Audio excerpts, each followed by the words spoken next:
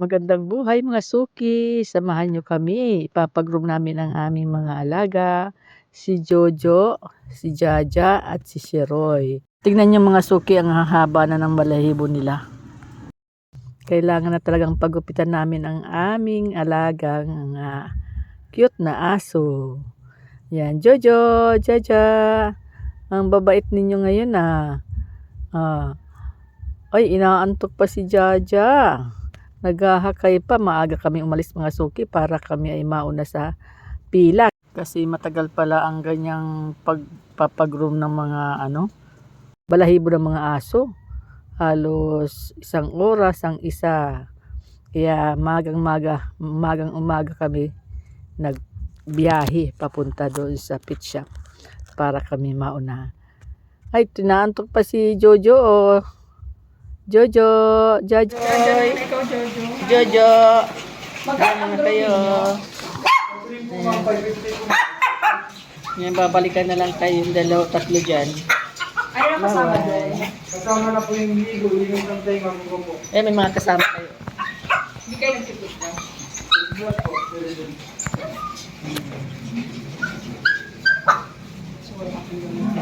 Ng mga alaga namin, ayan bagong gupit na sila, o tingnan mo. Si Jaja, Jaja, wala nang balahibo siya. Si Jojo, Jojo. Ang ganda ni Sheroy, Inahalikan siya. Sheroy, Sheroy, Sheroy.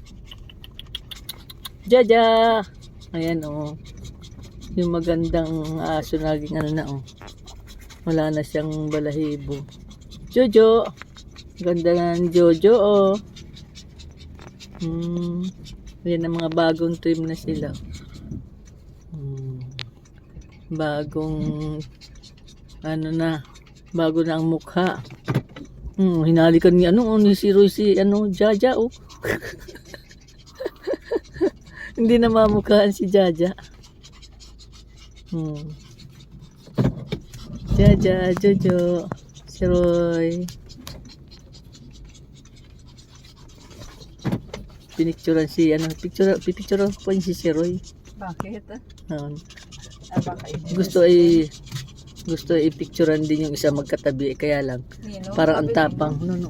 Yung isang aso doon na kulay itim, gusto pagtabihin. Ay matapang yung itim, kaya hindi rin na-picture si Sheroy lang picturean. Sabi nga nung babae ay mayroon daw parehas ni Sheroy black daw. Nandun. Siya na yung naroon doon. Meron ka ditong black lang. Sabi nung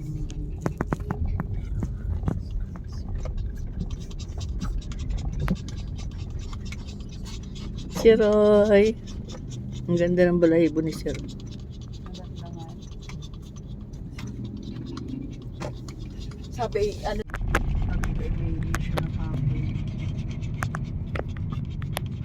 Uwi na tayo, tapos na yan. Tapos na silang napag-groom na ang mga alaga.